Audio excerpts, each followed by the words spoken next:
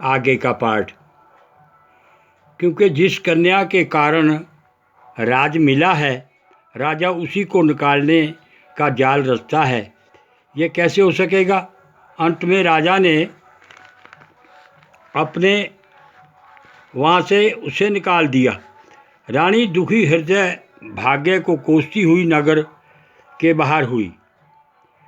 बिना पदत्राण, फटे वस्त्र पहने, भूख से दुखी धीरे धीरे चलकर एक नगर में पहुंची। वहां एक बुढ़िया सूत काट कर बेचने को जाती थी। रानी को करुणा दशा देख बोली, चल तू मेरे सूत बिकवा दे, मैं वृद्ध हूँ, भाव नहीं जानती।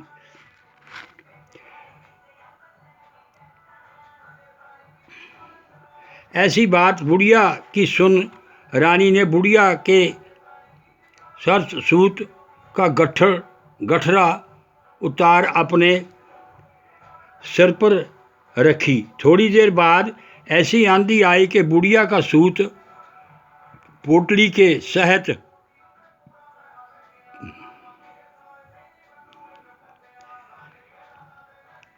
उड़ गया। बेचारी बुढ़िया पछताती रह गई और रानी को अपने साथ से दूर रहने को कह दिया। अब रानी एक तेली के घर गई तो तेली के सब मटके शिवजी के प्रकोप के कारण उसी समय चटक गए। ऐसी दशा देख तेली ने रानी को अपने घर से निकाल दिया। इस प्रकार रानी अत्यंत दुख पाती हुई सरिता के तट पर गई तो उस सरिता का समस्त जल सूख गया। तत्पश्चात रानी एक वन में गई। वहां जाकर सरोवर में सीढ़ी से उतर पानी पीने को गई। उसके हाथ से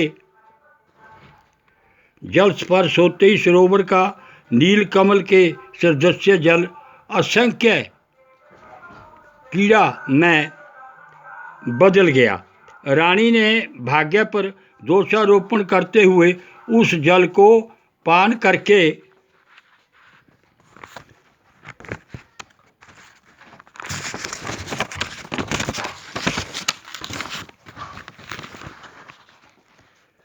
पेड़ की शीतल छाया में विश्राम करना चाहा। वह रानी जिस पेड़ के नीचे जाती, उस पेड़ के पत्ते तत्काल गिरते गए। अपनी वन सरोवर जल की ऐसी दशा देखकर उस वन के ग्वालों लोगों को अपने गऊओं को चराते और पानी पिलाते देख बड़े दुखी भाव से सब कथा अपने गुसाई जी से, जो उस जंगल में स्थित मंदिर के पुजारी थे, कही। ग्वाले रानी को पकड़कर गुसाई के पास ले गए। रानी की मुख कांति और शरीर शोभा देख गुसाई जान गए, यह अवश्य ही कोई विधि गति की मारी कोई कुलीन अबला है। ऐसा सोच पुजारी जी ने रानी के प्रति कहा कि पुत्री, मैं तुमको पुत्री के समान रखूंगा, तुम मेरे आश्रम में ही रहो, मैं तुमको किसी प्रकार का कष्ट नहीं दूंगा। गोसाई के ऐसे वचन सुन रानी को धीरज हुआ और आश्रम में रहने लगी। परंतु आश्रम में रानी को भोजन बनाती समय कीड़े जल भर के लावे, उसमें कीड़े पड़ जावे।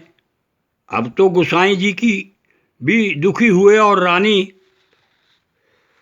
से बोले कि हे बेटी, तेरे पर कौन से देवता का कोप है जिससे तेरी ऐसी दशा है।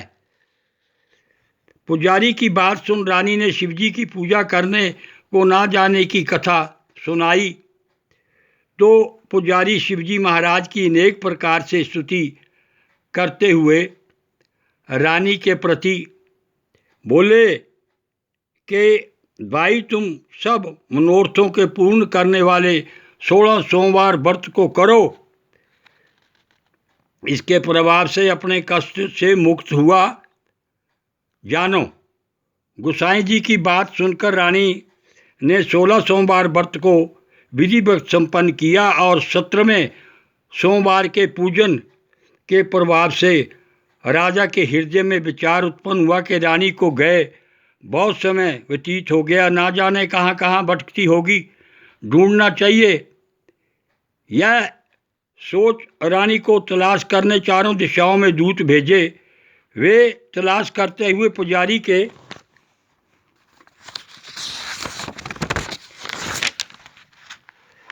आश्रम में रानी को पाकर पुजारी से रानी को मांगने लगे, परंतु पुजारी ने उनसे मना कर दिया। तो दूत चुपचाप लौटे और जाकर महाराज के सम्मुख रानी का पता बतलाने लगे।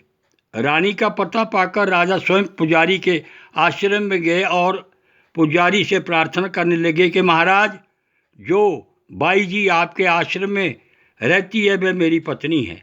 शिवजी के कोप से मैंने उसको त्याग दिया था, अब इस पर शिव कोप शांत हो गया है, इसलिए मैं इसे लिवाने आया हूँ। आप इसे मेरे साथ चलने की आज्ञा दीजिए। गोसाई जी ने राजा के वचन को सत्य समझकर रानी को राजा के साथ जाने की आज्ञा दे दी। गोसाई की आज्ञा पाकर रानी प्रसन्न होकर राजा के साथ महल में आई। नगर में अनेक प्रकार के बजावे बजने लगे। नगरवासियों ने नगर के दरवाजे पर तोरण रानी लगवाए, उनको सजाया, घर घर में मंगल गान होने लगे। पंडितों ने विविध वेद मंत्रों की उच्चारण करके अपनी राज रानी का आह्वान किया। ऐसी अवस्था में रानी ने पुनः अपनी राजधानी में प्रवेश किया। महाराज ने अनेक तरह से ब्राह्मणों को दान आदि देकर संतुष्ट किया। याचकों को धन्य धान्य किया। नगरी में स्थान स्थान पर सदा व्रत खुलवाए गए, जहाँ भूखों को खाने को मिलता था। इस प्रकार के राजा शिवजी की कृपा का पात्र हो राजधानी में रानी के साथ अनेक तरह से सुखों का भोग करते हुए अनंत से जीवन व्यतीत करने लगे। तब राजा और रानी प्रति वर्ष 16 सोमवार व्रत करने लगे।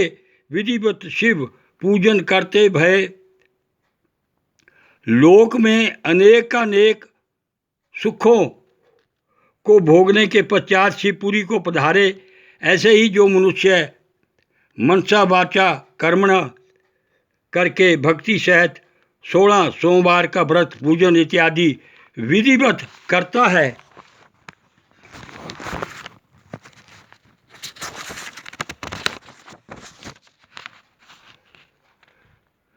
इस लोक में समस्त सुखों को भोगकर अंत में शिवपुरी को प्राप्त होता है।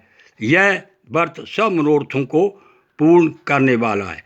बोल शंकर भगवान की जय हो।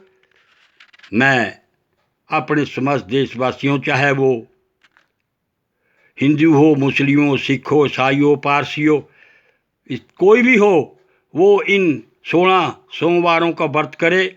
मेरी बेटियां, मेरे बच्चे, मेरे नौजवान, मेरी महिलाएं, बहुएं सब करें। भगवान शंकर की उनके ऊपर विधिवत कृपा होगी, इसमें कोई संदेह नहीं, क्योंकि भगवान के आगे तो सब एक समान है, कोई जाति पाति नहीं है वहाँ। वो तो ब्रह्मांड के स्वामी हैं, उनको तो प्यार चाहिए, उनको तो सत्कार चाहिए, उनको तो अदब चाहिए। बोल शंकर भगवान की जय।